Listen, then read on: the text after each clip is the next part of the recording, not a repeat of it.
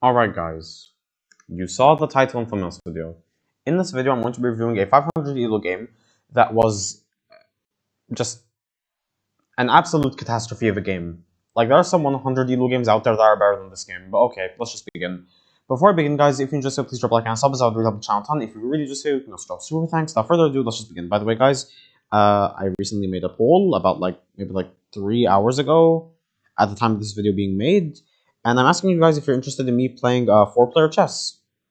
So yeah, if you want to see those kinds of videos, you can vote in the poll right now. Without further ado, let's just begin. So the game starts off with e4 and d5. Usually, the line is that white will take, black takes back, and knight is developed. Then maybe they'll just give a check, white defends, and just something like this. Usually. But instead we have the response c3.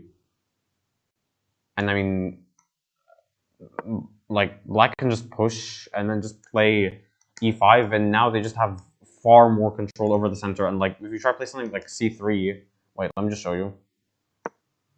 Like, they can play something like this. If you try to play something like c3, they can just play this. Like, even if you capture, yeah, the center is still very powerful for them. But obviously it doesn't happen. Instead we have knight f6. Okay, now we can just be like, something, I don't know, it's a very weird position, but okay. Then we have the move knight f3. And now I'm really confused because, like, think about it. Yeah, that just blunders a pawn because, yeah, captures is what happens, because if you capture, then just captures back. So automatically, white is just losing by 1 point automatically. But then we have the response knight e5. Maybe trying to prepare something. Then we have pawn e6, automatically just stopping any chance of, for example, bishop to c4 really putting any threat. But still, white plays it anyways. And now they are just totally losing automatically. Like, of course, it's not like a dead loss position, but like, it's a very bad position, basically. But it's definitely still savable. Like, anything that's not worse than -4 or -3 is probably still possibly savable. As long as your opponent is like below 1,500 elo, it still could be able to save it. But like, no, like, if they're above 1,500 elo, there's just absolutely no way of saving it if it's like more than -3. Then we have bishop c5. Basically the exact same thing. Now black is preparing to castle, and white's preparing to castle. By the way, guys, really quick thing, really quick tip for anyone below 1,500 elo, including myself. Usually, if you castle, you should first see which side your opponent is going to castle.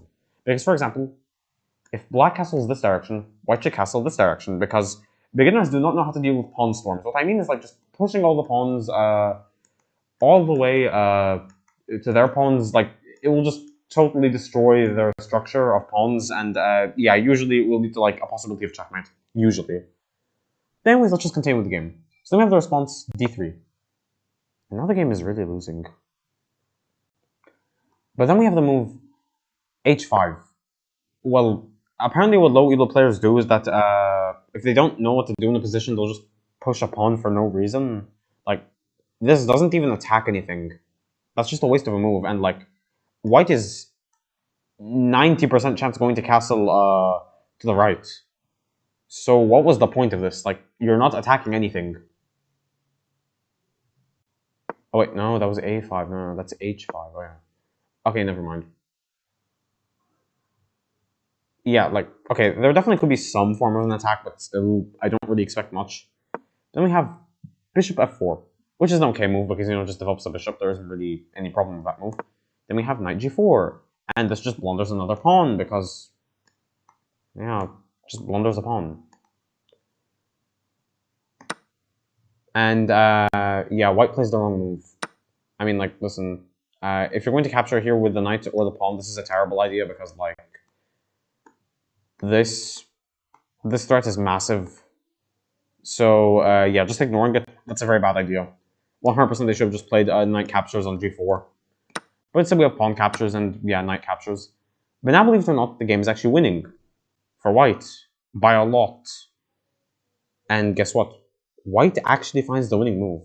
The winning move is queen trade. After the king captures, you just move the rook. And this move is going to arrive next. So we have rook f8 because, well, yeah, black realized that this pawn needs to be defended. But white actually finds the next best move in the position. Not the second best move, the best move after the best move. They trade the rook for a bishop and a knight. Now, previously, I myself didn't even know that this was actually a good trade, but somebody told me in the comment section that, yes, trading a rook for a bishop and a knight, like, if you're trading a bishop and a knight for a rook, it's actually a bad trade. But if you are the one that, like, lost a rook for a bishop and a knight, it's actually a good trade, because your opponent will have 2 less pieces, as opposed to having 1 less piece. And it's not like it's a queen, which is, like, just way too powerful for you to give up, unless, like, a checkmate is totally unstoppable without doing it. But anyways, we have to move pawn f6, just trying to kick out the knight, pretty much. But then we have to move rook d1 check. This is actually an amazing move, because now there is a lot of, like, pressure being put on black, because, like, they just keep getting attacked consistently. So they move to e7, and now the game is just that move. It's played. Like, white is just playing this perfectly. But trust me, I mean, because this is a video that I decided to make, obviously there's going to be some plot twists, so just wait. And, yeah, black goes over here. Knight captures, king captures. And, in this position, I will have just, like, won the bishop. But instead we have... I think bishop takes. Yeah, bishop takes. Although, to be fair, you could just win the bishop, but okay. I mean, if this happens, yeah, you can just play this. Obviously, it didn't happen, so we just have bishop captures. And then we have knight develops, bishop moves, and the king has to move, knight moves, pawn attack, knight moves, rook has to move. This move basically traps the rook because you have to play this move, and then after captures, yeah, I guess they can go over here. Actually, wait, no, that's actually a really bad move because... Wait, is it? No, you can just go over here and you still defend knight. Although they will capture your pawn over here and then both of these pawns will be attacked. Oh, they can bring back this one because, well, yeah, this one's already defended. Okay. I'm thinking way too much, like, realistically. But anyways, we have bishop captures. That's just a blunder of a bishop because you can capture. And yes, black actually finds the move and white recaptures. And now the game is just almost equal, pretty much. The king captures, bishop moves, rook moves, and we just have pawn h3. I have no idea what that does, but okay. Then we have king e5, and the king goes to defend this pawn as well. We have rook d8, offering a trade. White accepts. Black recaptures. Then we have pawn g4. Black captures, white captures. Now it looks like the game is going to be a draw. Then we have knight e6, attacking the bishop. And then the bishop moves, and white just blunders their bishop in one move. Because, like, okay, there are 2 legal moves. King d6, and knight captures on d4. And thankfully, black played knight captures on d4. Thankfully. Because if they actually played king d6, yeah, that would just be very disappointing. But thankfully they didn't. And then we have pawn c3, knight moves back, and now the game is just totally lost for white, like, guaranteed. There's really no point. But, like, okay, realistically, if you are below 1000 elo, there is always the chance for stalemate. So if I were playing at, like, the below 1000 elo range, I wouldn't give up just yet because there is always the chance for stalemate.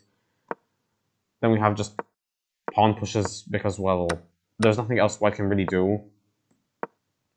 And then, yeah, we have a trade of pawns, and now the game is literally a draw. I'm not joking. Literally, it's just a draw because, like, you can do this. And no matter what they do, the pawn is going to get captured. And, like, if this captures, if it goes over here, just make sure the knight controls the square, and it's just a forced draw. But obviously, it doesn't happen. Instead, we have knight c7. But instead of capturing, white did not want to draw. They played pawn c5, and now the game is just totally losing. What? Like, why? Look at this. Wow, minus 71 points. That's something, okay? Anyways, we have king e6, king d4, knight d5, pawn c6, Then we have knight captures. Now the game is a draw. If and only if white plays king c5. They actually do. But then we have knight captures. But then, guys, we have the brilliant move. King c6. Because it loses the game instantly. I am not joking. Even 100 elos don't make this mistake. Okay, I'll give you all about 2 seconds to guess why this just loses the game instantly. Now, realistically, the game is a draw because you should just capture the pawn. A king and a knight cannot checkmate. Realistically. But white decided, okay, the pawn is worth 1 and the knight is worth 3, so I'll take the knight. But now, promotion is unstoppable. And by the way, guys, the brilliant icon that I put in all my videos, it's always just to show like the worst move in the game, pretty much. That could be done, like throughout the entire game. It's never actually a real brilliant move. But anyways, we have pawn b4, and then the king desperately tries to catch the pawn, but obviously that isn't going to work. And then black just puts white in the corner, pretty much, preparing to checkmate them. But then, guys, like all great games of chess, when chess is played perfectly, always ends in a draw with the move. King e3. What the heck did we just watch? Oh, okay. Let's just go back. Okay. Slightly weird opening.